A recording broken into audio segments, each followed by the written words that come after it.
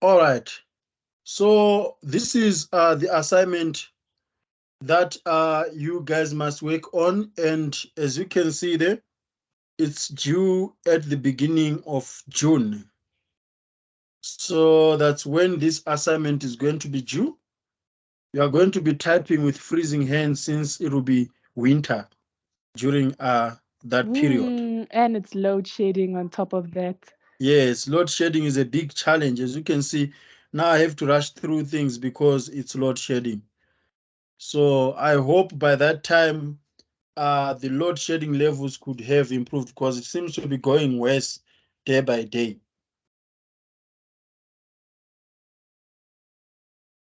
All right, so this is going to be an individual assessment, the same way with the F1 that you did. And it's going to be marked out of 50. So this one is actually more bigger than the F1 that you guys have just done. We are going to cover chapter 1 to 5. So it includes the things that you've already covered in the F1. They are also going to appear. Things like the consumer, the buyer persona, things like the macro environment, the micro environment. So all those things are going to appear in this assessment. As I said, it's going to be out of 150 marks. There are some topics that we haven't covered yet. So if you were clever enough, like as my advice to you, whenever you come across a new topic and you know that this is going to appear in the assignment, during that week or soon after the lesson, you need to go back to your assignment and answer the question while at least the concepts are still fresh in your mind. So if we're talking about SMART objectives this week, and we did not cover SMART objectives before, and we are talking about them this week, and you know that question 2 talks about SMART objectives, and the assignment is due in June. Now we are in April. I would encourage you that once we are discussing SMART objectives, once it's still fresh in you, you quickly go to the assignment, you put notes on that question that talks about SMART objectives. That way, you have already laid down the notes that are going to be crucial to that question. But if you don't do anything, then you want to do everything during the last minutes of June or end of May, you'd realize that the things that we discussed are no longer fresh in your mind, and some of them you can't remember. I don't know if I'm making any sense.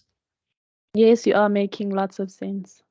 I've also witnessed that with my supervisor whenever we are discussing my thesis. You know, once we are discussing something, and if I pack it, sort of like pack it somewhere in my mind, by the time I'm about to fulfill the deadline, I realize that I've forgotten everything that we discussed. Even if it's recorded, the same way you would have engaged about an idea with an idea, it's not going to be the same when you are listening to the recording. That's true. Okay. So one challenge that I realized with students as well, you guys were abusing this textbook. Every sentence according to Chaffee this, Chaffee that.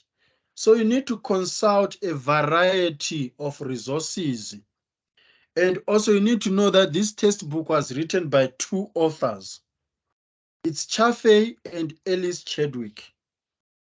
So students, you see, when you say according to Chaffee 2019, already you are wrong because you are not giving credit to the other author who contributed to this textbook, who is Ellis Chadwick.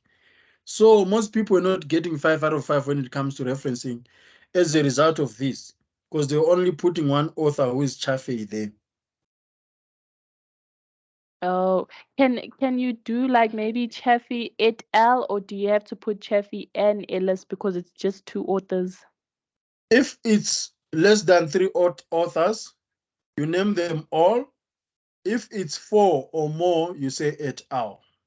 Okay. Yeah.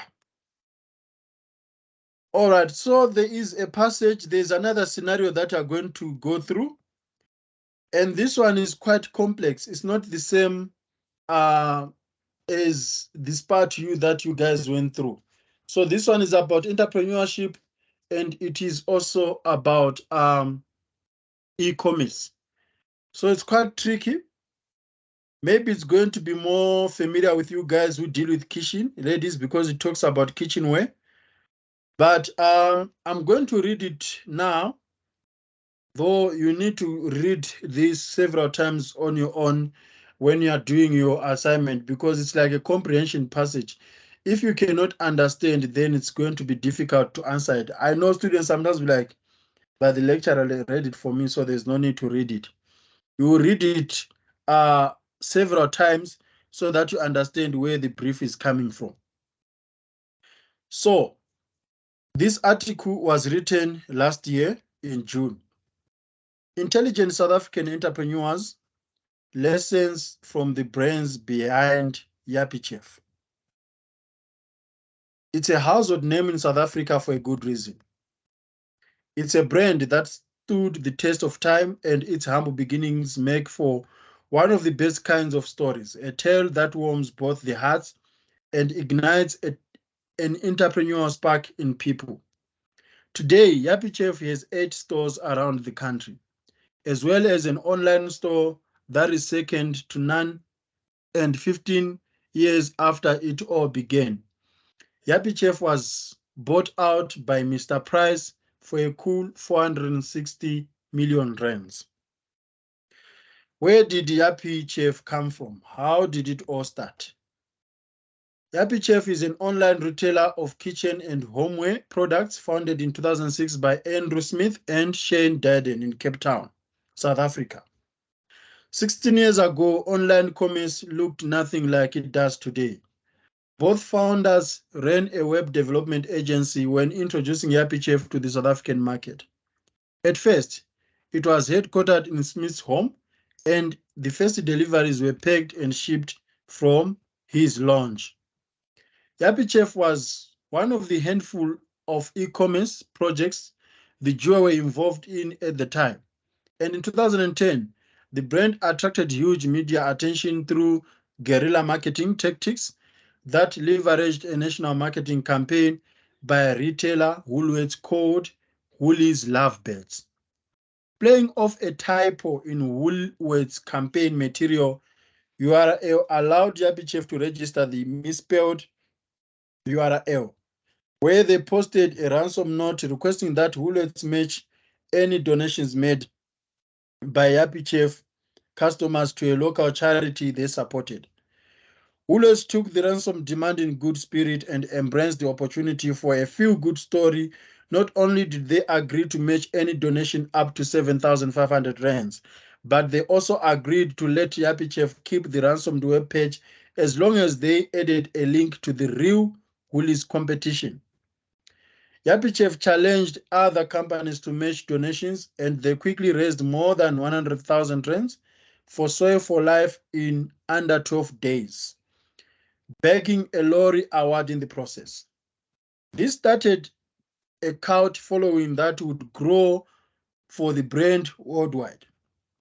But they sell kitchen stuff, right? What's the big deal about YapiChef? It all boils down to the handwritten card. Considered a pioneer in South African e-commerce, YapiChef was awarded the accolade of Best E-commerce Store in South Africa from 2010 to 2015. And 12 years after the South African online store, YapiChef took its first order. The brand opened its first brick-and-mortar store in Cape Town and Johannesburg. In 2021, Mr. Price acquired the YapiChef brand for 460 million rands, after which the founders resigned 9 months later.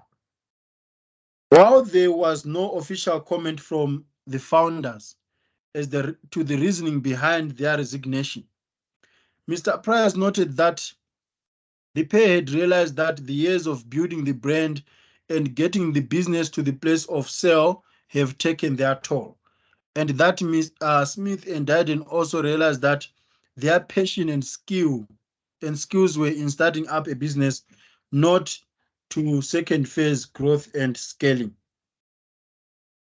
So, what entrepreneurial pairs of wisdom can we glean from the Happy Chef story? And where do the handwritten cards fit into the picture? Nowadays, getting a handwritten thank you card with your delivery from South African online stores is regular. It's probably a global norm by now, but it wasn't always this way. In 2015, director Paul Galati said Happy Chef captured customers' hearts and loyalty based on their commitment to generosity, create trust. Speaking at the e-commerce African conference that year, Galatis shared some insider stories on Happy Chef strategies that helped them perfect their craft in creating memorable customer service experiences online. Here are a few important lessons that Happy Chef has taught other South African entrepreneurs, digital marketers, and online stores. South Africans want to deal with real people, not a faceless brand. The most successful e-commerce sites with the most loyal customers are ones that show customers they are dealing with real people. Chatbots are great for efficiency, but customers want to know someone cares about them and their order. To show their humanity, there are no scripted responses to customer service queries at Happy Chef. Responses use everyday language and humor where appropriate to show customers they are dealing with real people on the other side of their email or Facebook post. It takes time to create trust, which is built on sacrifice. With generosity comes a gift. One sacrifice made by the Happy Chef team for their customers is giving up their time to handwrite personalized cards for every customer ordering through their online store. This ritual started in 2006 when the founders wanted to express their appreciation to customers for orders during their first difficult year. It was a gesture that did not go unnoticed, and customers were soon writing back, expressing delight at their personalized thank you card. 15 years later, these handwritten thank you notes are integral to the company's operations and core values. Today, every new employee who joins the company goes through an onboarding process where they spend time writing cards. From upper management to box packers, everyone has penned many thank you notes in their time.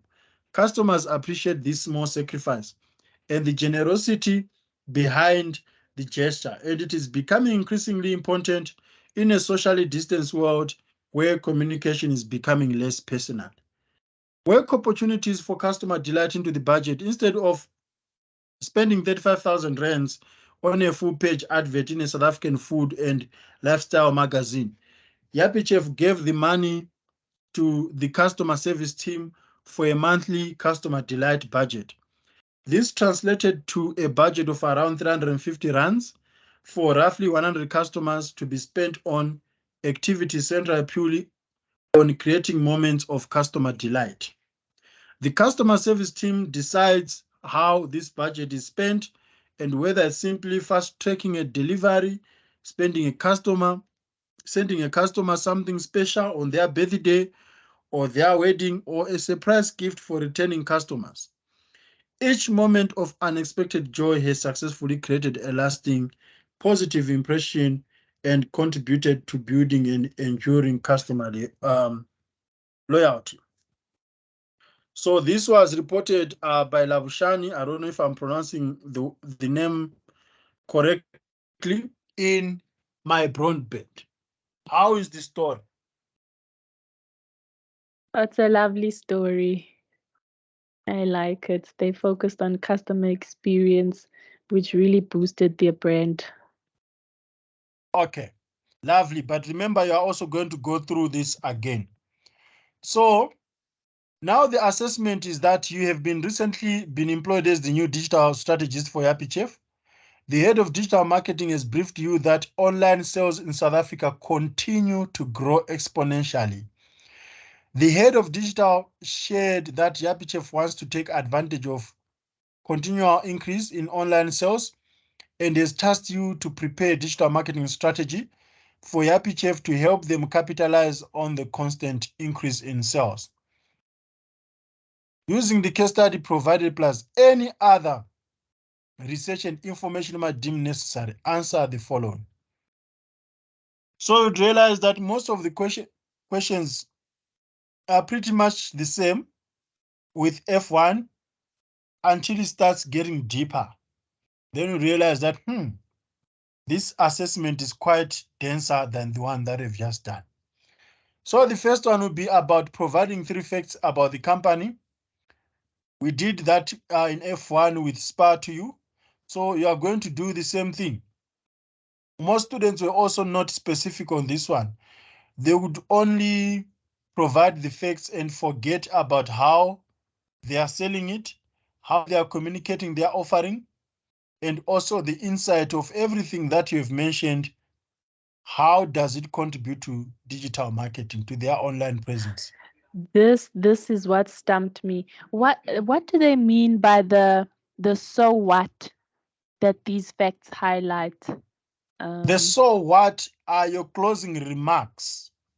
So I'll give you an example. If you say that Yappy Chef has got a Facebook page, according to Banda 2019, Yappy Chef has got a Facebook page with 15 million followers. That's a fact, right? Yes. Now you need to explain what are the implications of these to digital marketing.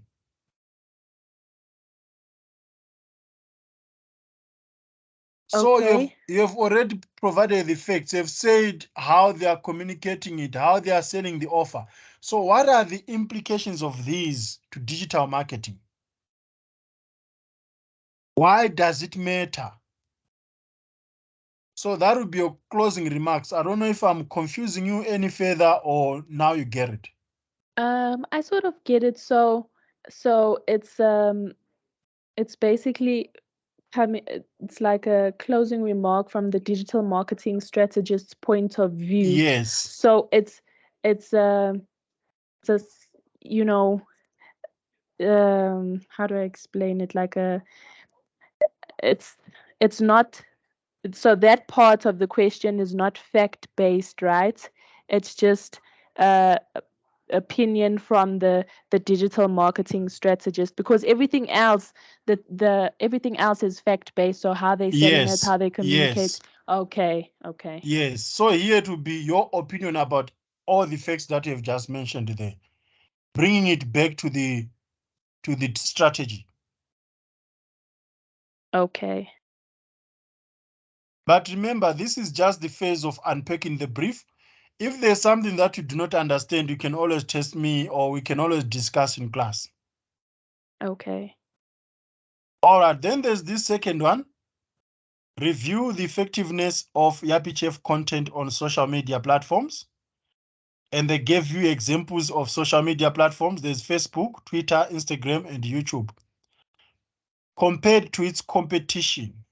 So they've put the competitors there. There's Banks Kitchen Shop and Instapot.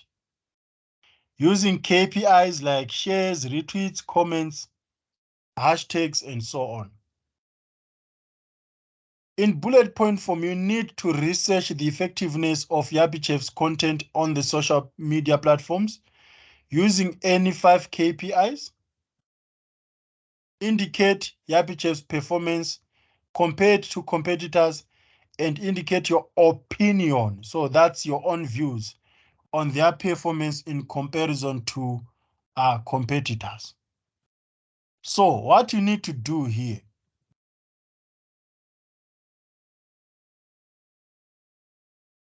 have you ever done reviews on products that you get online? Yes, I have. Okay.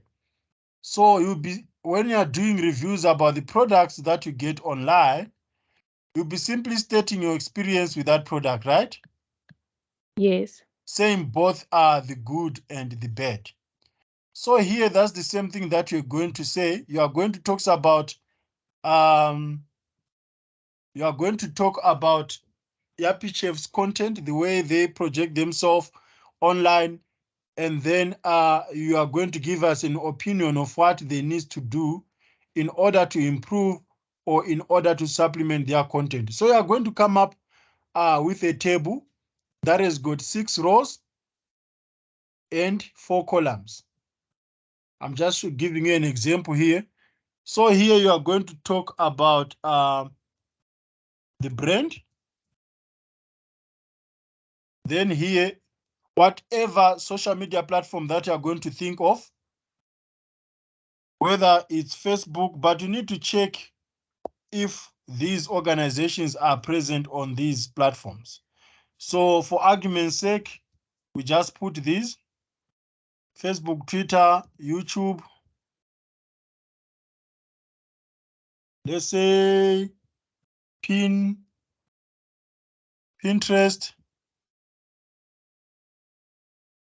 and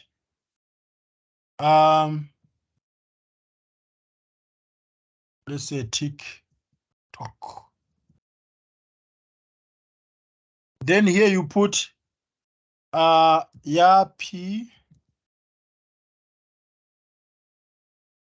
Kef. Here you put, what's the other company? Instapot. Okay, Bank's Kitchen. It's Bank's Kitchen Shop, something like that. I'll just leave it here. Then here it's Instapot. So that's the table that you are going to have.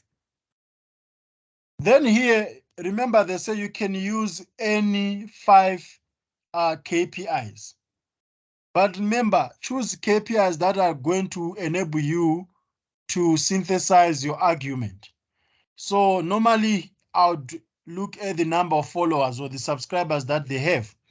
So let's say on Facebook, on their Facebook page, Yappy Chef has got 1 million. Then Bank's Kitchen, let's say they've got 900K, 900,000. Then Instapot, let's say they've got 1.5 million.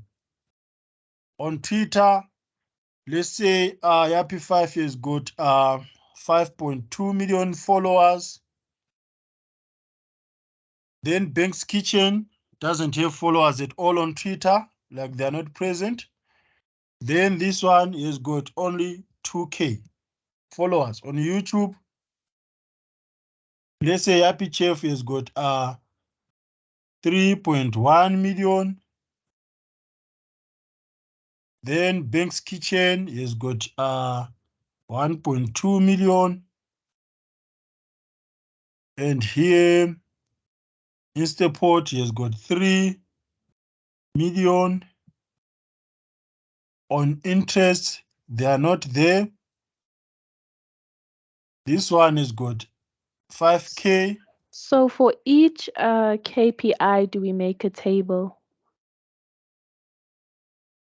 Yes. Okay. Then let's say here they've got 4K. On TikTok, let's say they've got 300K. Then here they've got 230K. And here they are not there. Remember, these KPIs, I'm going to verify them. I'm also going to go to their page. Oh, okay. I was gonna ask you, how would we, reference this? Do we reference this You don't reference it, but you need to write here that as of 8 June 2003. Why are you putting this? Because these numbers can change.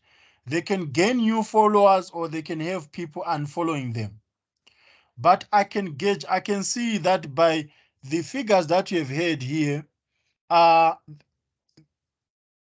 increases or the decreases can be normal. There's a way that I can check on these indices. So once you do this, this is based on their pages. You went to their pages and you got these followers. And if you decide to use number of followers on Facebook, you do that for every competitor.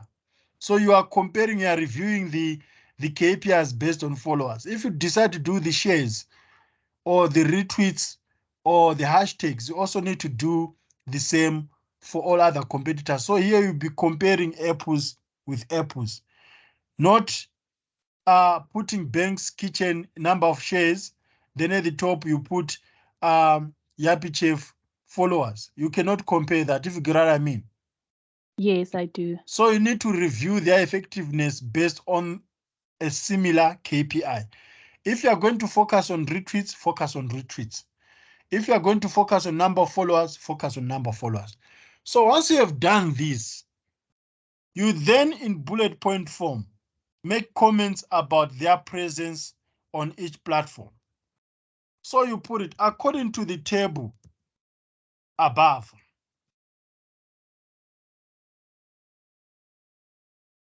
Yappy Chef, remember this is just a review. Yappy Chef has less followers compared to Instapot. Can you see that? Yes. Once you have said that, you then give us an opinion. What is it that Yappy Chef have to do in order to have a competitive advantage over Instapot? Does it make sense? Yes, it does. So you are going to do all that on each and every social media platform. Now we move back to the brief. So this is going to be out of 10 marks.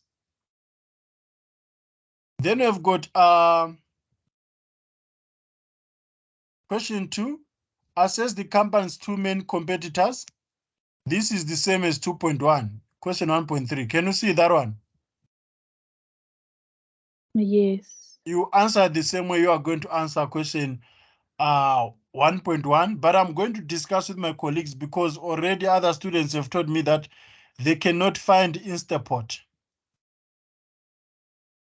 They can't find anything online about Instapot. So I'm going to revert back to you on that one.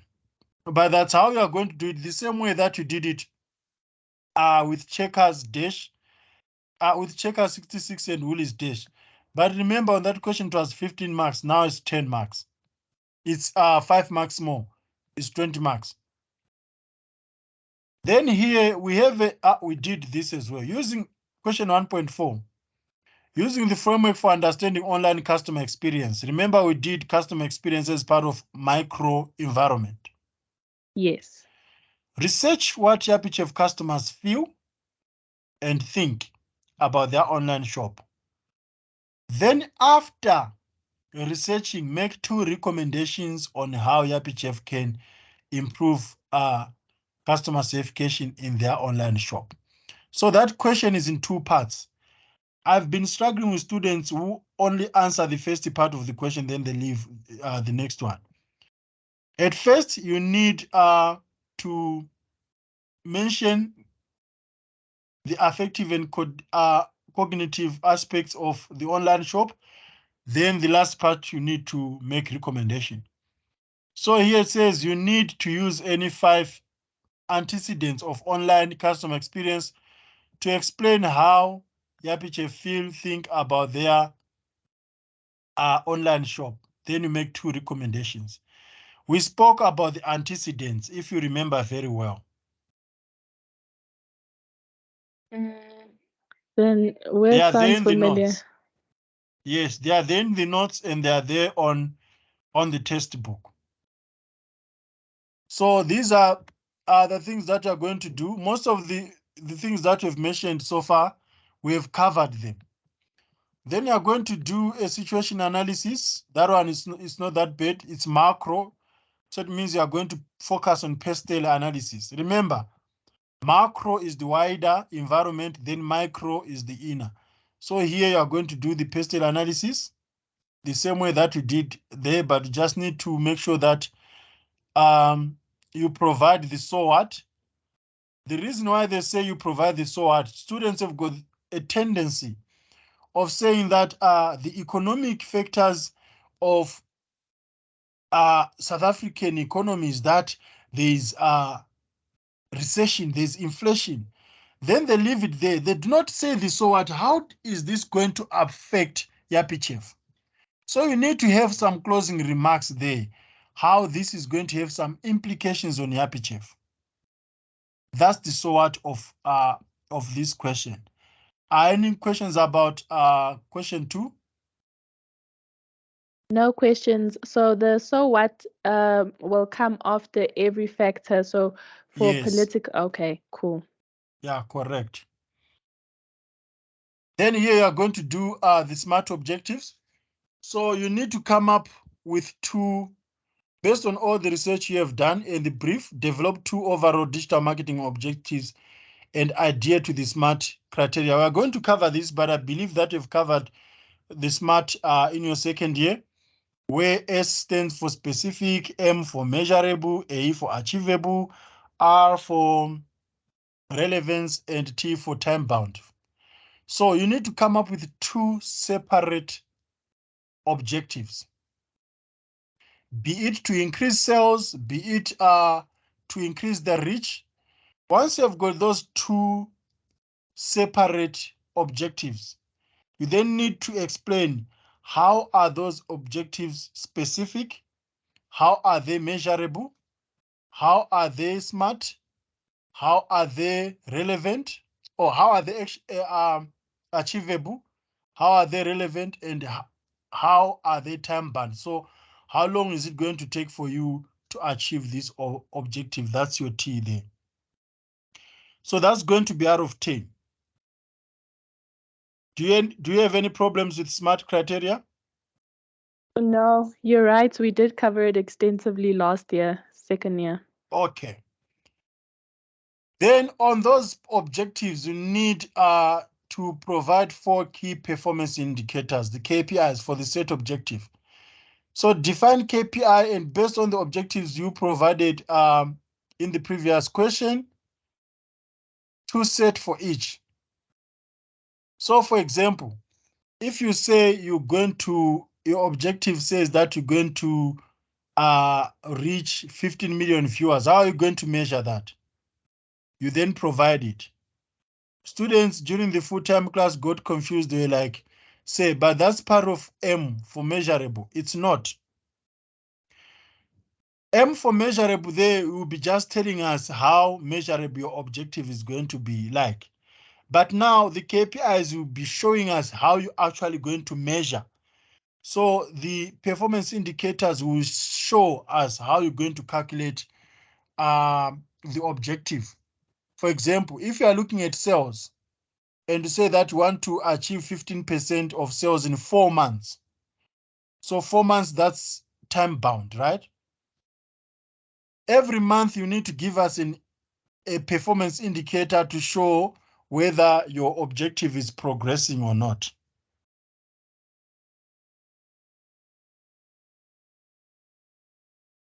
Any questions about the KPIs? No, you explained it perfectly.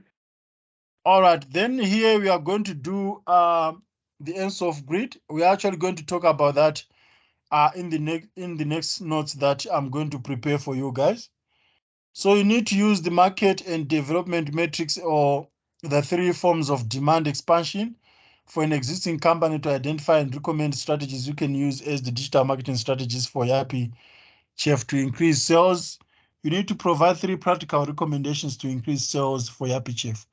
You guys did this in your previous assessment, so there shouldn't be any problem. But if there are any challenges, we are going to talk about that. Then deciding which market to target is critical when planning a digital marketing strategy. Segment the market for Yapichef according to the needs and come up with at least 3 segments. So here I normally advise students whether to look at age segmentation or generational segmentation. So here you are going to have, let's say, millennials or baby boomers or senior citizens. Those are 3 generations. Or you have generation X, Y, Z. Then you need to motivate why you have provided those 3 segments for Yapichef. That's your question 4.2.1. Then your question 4.2.2, based on the 3 segments that you've provided. Let's say you provided generation XYZ. Now, question 4.2.2 challenges you to provide 2 reasons. So based on the segments identified in 4.2.1, select a segment you would target and provide 2 reasons. So you have got generations XYZ. You have mentioned their characteristics. Now motivate why one of those 3 segments you've provided are going to matter for YAPI. So it's only 3 marks. You don't have to narrate there. Then 4.23, need to create a buyer persona. We are going to talk a lot about buyer personas, Rezia, because I think that's when you lost notable marks, if I remember very well. You need to create a buyer persona for the targeted market. So I'm going to do that. I'm just trying to rush because my battery is about to get finished.